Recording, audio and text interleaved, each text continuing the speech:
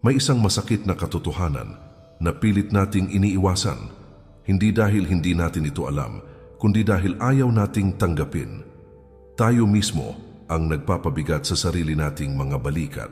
Tayo ang kumakapit sa mga bagay na matagal na sanang dapat binitawan, mga relasyon na puno ng pag-aalinlangan, mga inaasahan na hindi naman talaga galing sa atin, at mga takot na hinayaan nating humubog sa ating pagkatao. Hinahawakan natin ang sakit, ang pagkabigo, at maging ang mga alaala na paulit-ulit na lamang na sumasakit. Parang naniniwala tayong kapag binitawan natin ang mga ito, mawawala ang parte ng ating pagkatao. Pero ang totoo, doon pala nagsisimula ang tunay na paghilom. Sa bawat sandaling natututo tayong humakbang paatras, lumalawak ang ating pananaw. Sa bawat pagbitaw, may kapalit na paggaan. At sa katahimikan, unti-unti nating naririnig ang tinig ng ating tunay na sarili.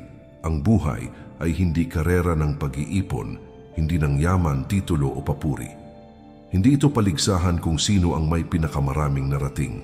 Ang tunay na layunin ng buhay ay matutong tumahimik, matutong mapagpakumbaba, at matutong mabuhay ng may kalayaan sa kabila ng kaguluhan.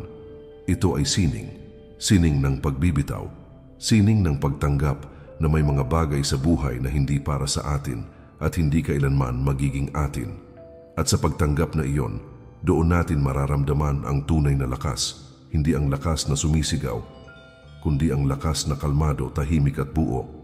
Ang mga aral na ibabahagi ko sa iyo ngayon ay hindi simpleng mga salita lang na inimbento upang pagandahin ang pakiramdam. Hindi ito retorika, hindi ito pang-aliw. Ito ay bunga ng matagal na pananahimik, pagninilay at patuloy na pakikibaka mula sa pilosopiyang Stoic na tumulong sa akin na magising at muling buuin ang sarili. Binago nito hindi lang ang pananaw ko sa mundo, kundi pati ang paraan ko ng pagharap sa bawat araw, sa bawat hamon, sa bawat tanong na dati ay iniiwasan ko rin. Kaya't sa mga sandaling ito, hinihiling ko sa iyo ang isang bagay, ang iyong buong presensya. Ipaubaya mo muna sandali ang ingay ng labas. Pakinggan mo, hindi lang ang sasabihin ko, kundi ang katahimikang kaakibat ng bawat salita. Hayaan mong ang bawat piraso ng pag-unawa ay tumimo sa puso mo at muling buuin ang mga bahagi mong napagod, nadurog o naligaw. Ito ang simula ng isang mas malalim na paglalakbay, hindi palayo sa mundo, kundi pabalik sa sarili mong katotohanan, sa sarili mong kapayapaan. Bago ang lahat, muli kaibigan, inaanyayahan kita na mag-subscribe sa ating channel para sa mas marami pang aral na matututuhan mula sa Stoic philosophy para mabago ang pananaw mo sa buhay. Maraming salamat. Simulan na natin ang paglalakad pabalik sa kung sino ka talaga. Number 1, tanggapin ang iyong mga imperfection. May tanong ako sa iyo. Bakit ba parang kahihiyan ang pagkakaroon ng kapintasan sa mundong laging naghahanap ng perpekto, mula sa social media hanggang sa trabaho, sa relasyon at sarili? Madalas tayong matutong itago, ituwid at itakwil ang mga bahaging tila hindi pasado. Pero ang totoo, ang imperpeksyon ay hindi sumpa. Isa itong regalo. Ang mga bitak sa iyong pagkatao, ang mga kabiguan, kahinaan, mga hindi mo ipinagmamalaki, iyan ang nagsisilang ng liwanag. Dahil sa mga bitak na yan, napapasok ang pag-unawa. Dahil sa mga sugat na yan, natututo kang magmahal ng mas totoo. Ayon sa pilosopiyang Stoic, hindi kailanman requirement ang pagiging perpekto upang magkaroon ng dignidad. Sabi nga ni Seneca, anong progreso ang nagawa ko? Nagsimula na akong maging kaibigan ng sarili ko. Kaibigan, hindi tagapuna at hindi tagahusga.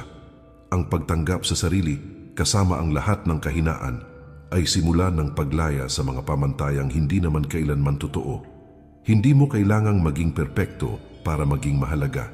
Hindi mo kailangang maging flawless para maging karapat-dapat. Isipin mo ang kintsugi, isang sining sa Japan, kung saan ang mga basag na paso ay pinupunuan ng gintong pandikit. Hindi tinatago ang bitak. Bagkus, ginagawa itong bahagi ng disenyo, ng kasaysayan, at ng ganda. Ganyan ka rin. Ang iyong mga peklat ay patunay na ikaw ay nabuhay. Ang iyong mga sugat ay marka ng paglaban at ang iyong mga kapintasan, iyon mismo ang nagbibigay sa iyo ng lalim, kulay at karakter. Tingnan mo si Albert Einstein.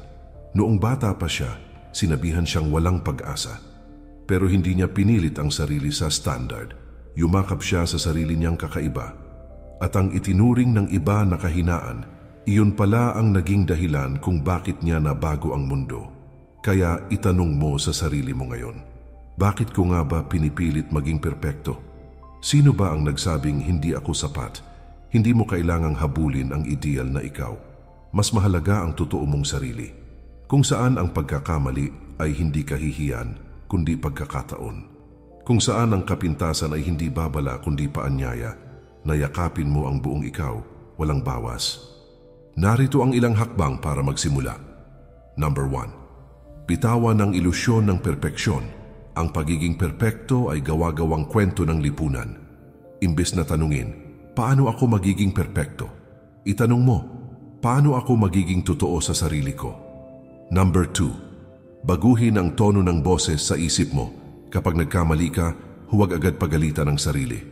Tanungin mo, anong matututuhan ko rito? Palitan ng self-criticism ng curiosity. Dahil kung mausisa ka, natututo ka. At kapag natuto ka, lumalago ka. Number 3. Ilagay ang imperfection sa mas malaking larawan.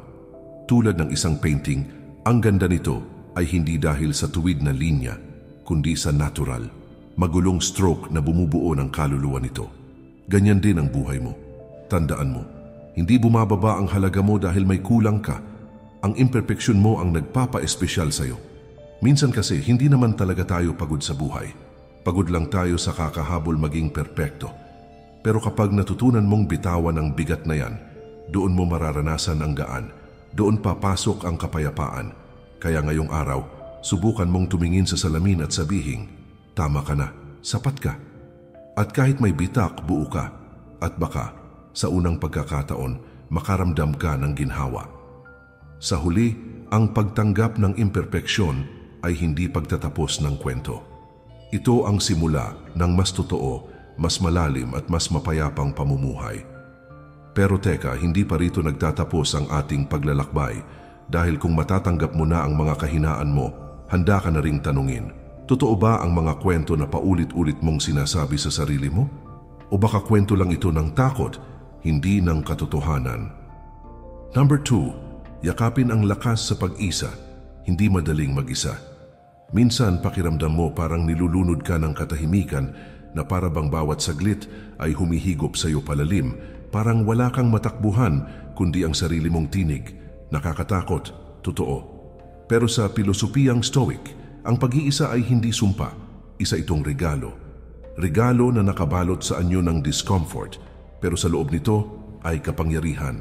Sabi ni Marcus Aurelius, people look for retreats for themselves, in the country, by the sea, in the mountains. Yet nowhere can you find a more peaceful and trouble-free retreat than in your own soul. Libo-libong taon na ang lumipas, pero ang aral na ito ay nananatiling totoo. Ang tunay na pahinga ay hindi matatagpuan sa labas kundi sa loob ng sarili. Pero hindi ito basta-basta binubuksan. Kailangan mo munang harapin ang sarili mong anino, yung mga takot, panghihinayang at kahinaan na matagal mo nang tinatakbuhan. Sa panahon ngayon na punong-puno ng ingay, validation at social media, ang pagiging mag-isa ay parang kasalanan. Para bang kapag tahimik ka, may kulang. Pero ang Stoic ay hindi ganun mag-isip. Para sa kanila, ang pag-iisa ay espasyo ng paghilom at disiplina ng puso. Dahil kapag wala ng palakpak mula sa iba, saka mo lang maririnig ang tunay mong boses. Tanungin mo ang sarili mo. Kaya mo bang humarap sa sarili mong katahimikan? Hindi dahil walang sumasama sa iyo, kundi dahil pinili mong samahan ang sarili mo. Sabi ni Epictetus, he who is not satisfied with a little is satisfied with nothing. Hindi lang ito tungkol sa material.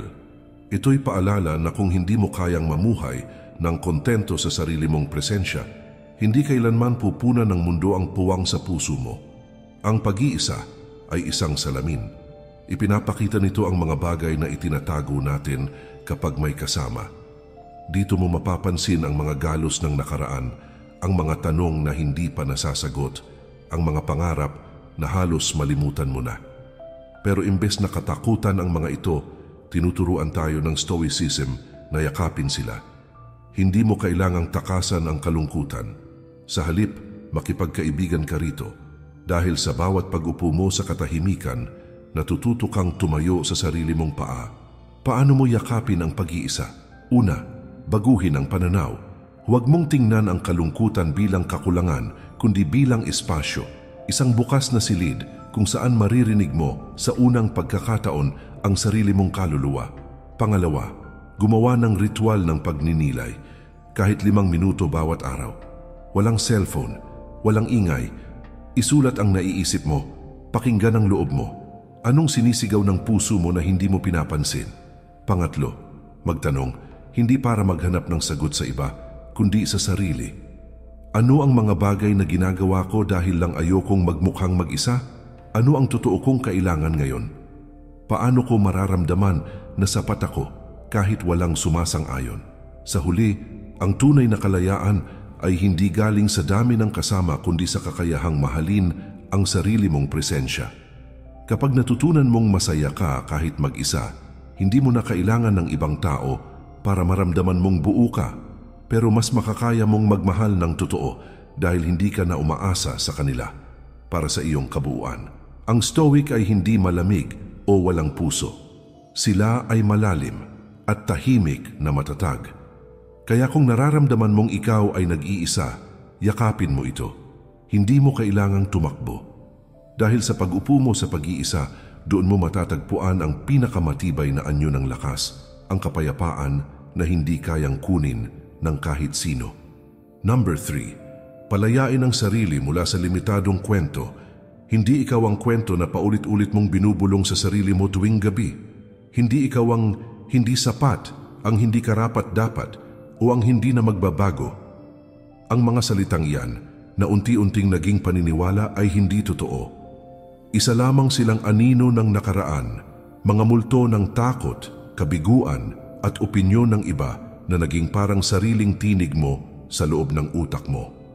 Ito ang isa sa mga pinakamalalim na katotohanang itinuturo ng Stoic philosophy. Ang kalayaan ay hindi nagsisimula sa mundo sa labas, kundi sa mundo sa loob mo, sa pagitan ng 2 tenga mo. Sabi ni Seneca, "We suffer more in imagination than in reality." At totoo nga, hindi ang tunay na pangyayari ang pumipigil sa'yo, kundi ang kwento mo tungkol dito.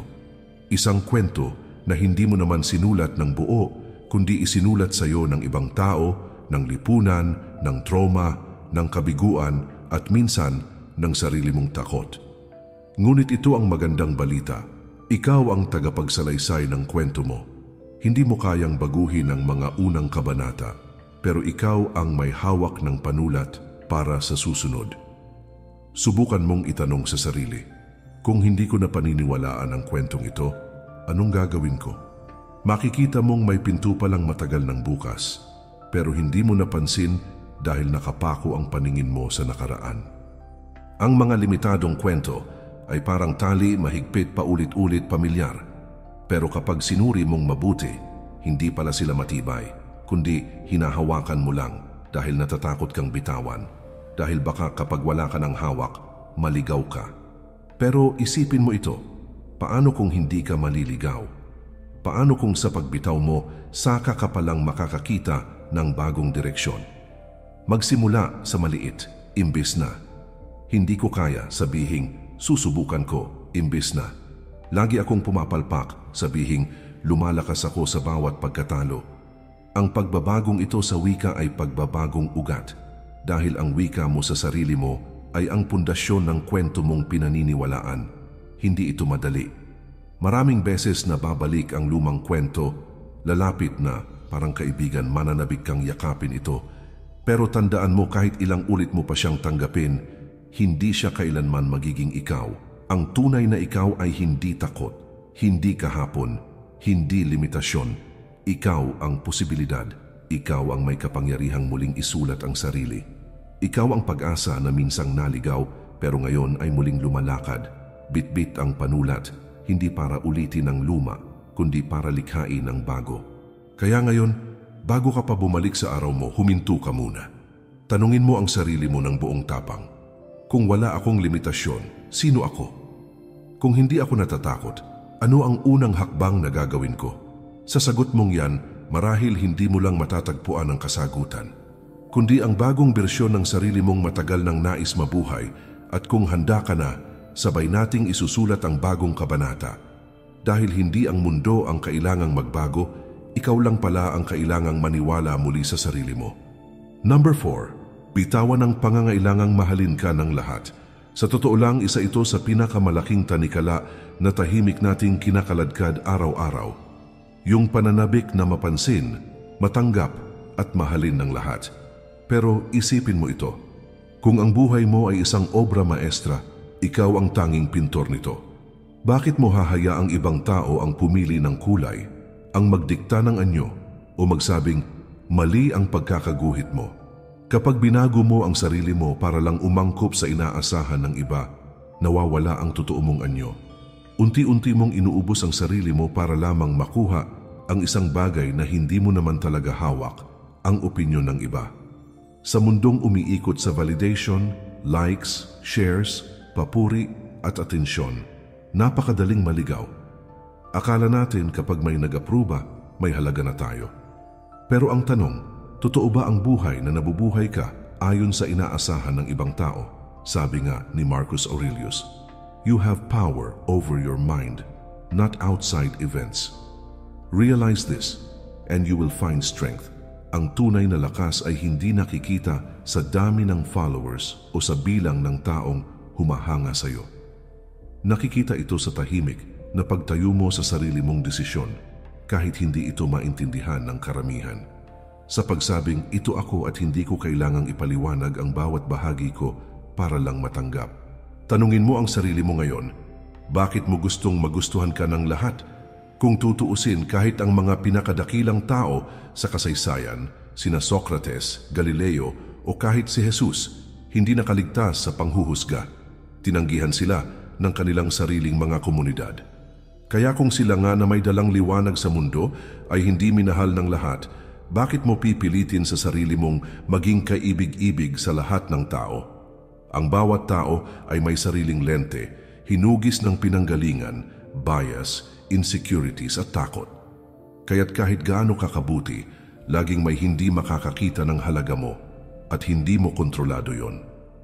Ang kaya mo lang kontrolin ay kung paano mo pinapahalagahan ang sarili mo.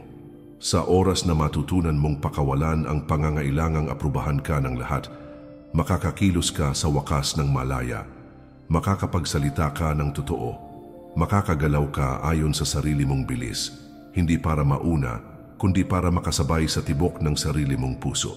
At kahit madapa ka, alam mong buo ka pa rin, dahil hindi nakasalalay sa palakpak ng iba ang dangal mo. Naalala mo ba ang sinabi ni Epictetus? Don't hope that events will happen as you want them to. Instead, want them to happen as they do and your life will flow smoothly. Ang ibig sabihin nito, huwag mong ipilit ang sarili mo sa mga taong hindi para sa iyo. Huwag mong habulin ang atensyon ng mundong walang intensyong intindihin ka. Ayusin mo ang kalooban mo. Sanayin mong tanggapin na hindi mo kayang mapasaya ang lahat at hindi mo kailangang gawin iyon. Ang letting go ay hindi kahinaan. Ito ay karunungan. Hindi ito pagtakas, kundi pagyakap sa katotohanang hindi sa lahat ng pagkakataon ikaw ay maiintindihan. At ayos lang yon. Ang tunay na halaga ay hindi nasusukat sa dami ng taong nakatingin. Nasa puso ng dahilan mo kung bakit ka lumilikha, kung bakit ka gumagalaw, kung bakit ka nagpapatuloy. Ngayon gusto kitang tanungin, kung hindi mo na kailangang mahalin ka ng iba, ano kaya ang pipiliin mong gawin? Baka ngayon pa lang tutuparin mo na yung matagal mong pinangarap. Magsasalita ka na ng may tapang kahit alam mong may aayaw. Baka matutunan mong tumahak sa landas na sarili mong likha, hindi mabilis pero totoo. At higit sa lahat, baka matutunan mong mahalin ang sarili mo, hindi dahil may nag-aproba, kundi dahil sa wakas, tinanggap mo na kung sino ka talaga. Hindi ito madaling lakad, may takot, may lungkot. Pero sabi nga ni Seneca, the brave man is free. Tapang ang susi sa kalayaan. At sa oras na matutunan mong bitawan ang mga tali ng opinyon ng iba, makikita mong ang tanging pagmamahal na kailangan mo, na kayang punan ang kakulangan mo, ay ang pagmamahal mo sa sarili mong pagkatao. Simulan mo ngayon. Ibalik mo ang kapangyarihan sa sarili mong kamay. Ibalik mo ang boses mo. Isulat mo ang kwento ng buhay mo, isang kwentong hindi kailangang i-edit para lang maging katanggap-tanggap. Dahil sa huli, ang pinakamahalagang tanong ay hindi kung sino-sino ang nagmamahal sa iyo, kundi mahal mo ba ang sarili mo ng sapat para mabuhay ng totoo?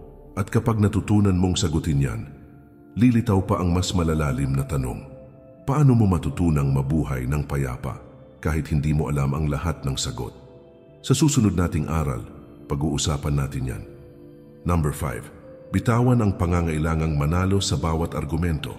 Sa mundo ngayon kung saan bawat opinyon ay may katapat na komento, madaling mahulog sa bitag ng pakikipagtalo.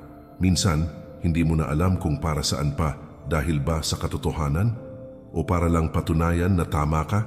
Pero narito ang katotohanan. Hindi mo kailangang manalo sa bawat argumento para mapatunayan ang halaga mo.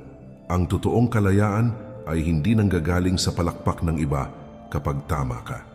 Ito'y nagmumula sa katahimikan, sa disiplina, at sa kakayahang lumayo sa hindi mahalagang sagutan, lalo na kung wala namang saysay ang pinagtatalunan. Itinuturo ng pilosopiyang Stoic na ang tunay na lakas ay hindi palaging makikita sa paninindigan ng panlabas, kundi sa pagpipigil ng sarili sa gitna ng ingay, hindi sa pagiging dominante, kundi sa pagiging mapanatag. Isipin mong nasa isang battlefield ka ng lohika.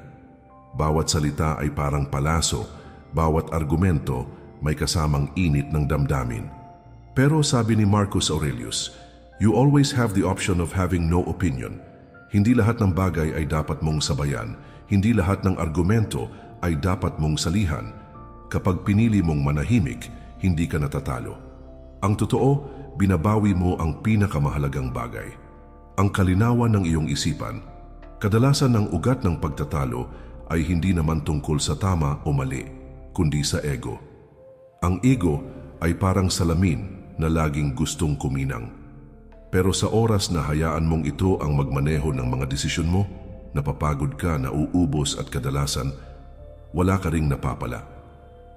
Bago ka sumagot sa isang pagtatalo, tanungin mo ang sarili mo. Katotohanan ba ang hinahanap ko? O pinoprotektahan ko lang ang sarili kong imahe? Kung ego lang ang dahilan, umatras ka muna, dahil ang katotohanan hindi kailangang ipaglaban. Ang katotohanan, tahimik. Matatag siyang naninindigan kahit walang palakpak. Isang halimbawa, nasa isang meeting ka sa trabaho. May tumutuligsa sa ideya mo. Normal lang na gusto mong sumagot, ipaglaban ang panig mo. Pero paano kung huminga ka muna? Tanungin ang sarili. May matututuhan ba ako sa sinabi nila? May mas magandang paraan ba para maipaliwanag ko ang punto ko? Ang pagpili ng pakikinig kaysa pagsalungat ay hindi kahinaan, kundi katalinuhan. Ang tunay na tagumpay ay hindi lamang ang panalo sa argumento, kundi ang pagkakaroon ng mas malalim na relasyon, respeto at kapayapaan. Sabi nga ni Epictetus, hindi ang nangyayari sa atin ang mahalaga, kundi kung paano tayo tumugon. Ang pananahimik, ang pagpili ng kapayapaan, ay isang anyo ng pagtugon na may dangal. Number 6. Panagutan mo ang sariling karanasan, isang aral na madalas iwasan ng marami. Walang ibang may hawak ng direksyon ng buhay mo, kundi ikaw. Hindi ito simpleng pananagutan, isa itong uri ng paglaya. Pag tinigilan mo ang pagbibintang sa iba, sa magulang mo, sa lipunan, sa sitwasyon, doon mo lang muling mahahawakan ang panulat ng sarili mong kwento. Isipin mo ang sarili mong buhay bilang isang libro. Sa tuwing naninisi ka, ibinibigay mo sa iba ang karapatang isulat ito para sa iyo. Pero sa tuwing inaako mo ang nangyari, mabuti man o masakit, bumabalik sa kamay mo ang kontrol. At doon mo lang tunay na maiintindihan kung gaano ka makapangyarihan. Sabi ni Marcus Aurelius, kung ikaw ay nababahala sa anumang panlabas, tandaan mo hindi ito ang bagay mismo ang nagbibigay ng sakit, kundi ang pananaw mo rito. at ito'y maaari mong baguhin sa isang iglap. Hindi ang mundo ang dahilan ng pasanin mo, kundi ang paraan ng pagtingin mo rito. At ang pananaw, ikaw ang may hawak, hindi ang iba.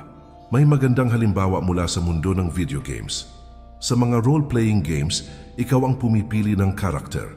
Ikaw ang nagdedesisyon kung anong direksyon ang tatahakin. Kung hindi maganda ang kinalabasan, hindi mo sisihin ang game developer. Inuulit mo lang ang laban, binabago ang strategy at natututo. Ganoon din ang buhay. Walang reset, walang escape button, pero laging may pagkakataon para baguhin ang sarili mong kontrol sa laro. Kapag naninisi ka, hindi mo lang tinatakasan ng pananagutan, inaalis mo rin sa sarili mo ang karapatang matuto, magbago at lumago. Isang simpleng halimbawa, may business deal kang hindi nakuha. Maaari mong sisihin ang client o ang kompetisyon. Pero ano ang bunga? Inis? Panghihinayang? Galit? Subukan mo itong baliktarin. Tama ba ang paghahanda ko? May mas maayos ba akong paraan ng pakikipag-usap?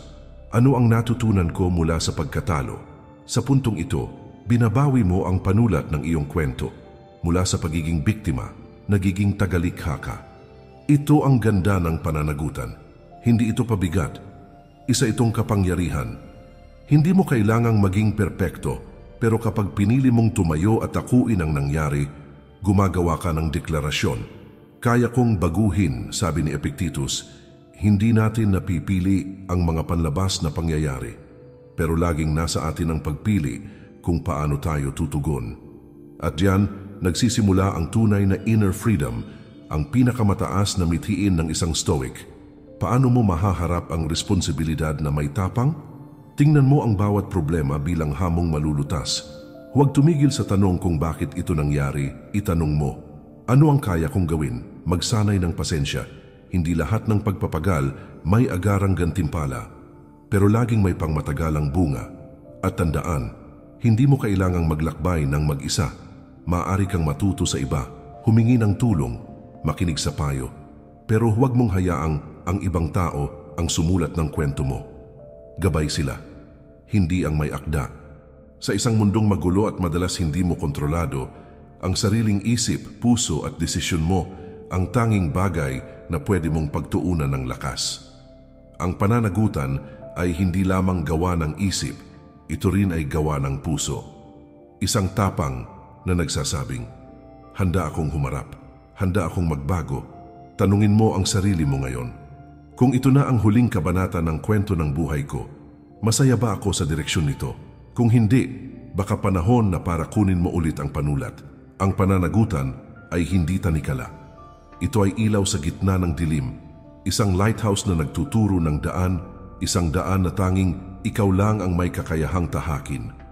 At sa bawat hakbang na ginagawa mo mula sa lugar ng pananagutan, unti-unti mong mauunawaan na ang pagbabagong hinihintay mo sa mundo ay ikaw pala. Hindi lahat ng kabanata kailangang kwento ng tagumpay. Minsan, ang totoo tapat na pag-atras, ang pagtanggap na hindi mo kaya ang lahat ngayon, iyan ang simula ng tunay mong paglaya. Kaya ituloy natin ang paglalakbay na ito patungo sa susunod na aral kung saan tatalakayin natin ang kapangyarihan ng kalmadong katatagan. Number 7. Bitawan ang pagnanais na malaman lahat. Sa mundo ngayon kung saan halos lahat ng sagot ay abot sa isang click, ang pagkakaroon ng tanong ay tila hindi na tinatanggap. Parang nakakahiya kapag hindi mo alam ang isang bagay. Kaya naman, marami sa atin ang walang tigil sa paghahanap ng impormasyon, paliwanag, kasiguruhan. Pero ito ang katotohanang madalas nating hindi napapansin. Ang pagnanais na malaman ang lahat ay isa sa pinakamatinding tanikala na pumipigil sa ating panloob na kapayapaan. Sa unang tingin parang simple lang, mas maraming alam, mas handa sa buhay. Pero sa ilalim nito, may isa pang anyo ng kontrol. Kontrol na nakabalot sa takot. Takot na maiwan. Takot na magkamali. Takot na hindi sapat ang alam para maging sapat bilang tao. Subalit ayon sa Stoicism, hindi mo kailangang malaman ang lahat upang mabuhay ng makahulugan. Hindi ka obligadong sagutin ang bawat tanong, unawain ang bawat suliranin, o magbigay opinyon sa bawat isyu. Ang isip ay nilikha para mag-focus sa kung ano ang kaya nitong kontrolin.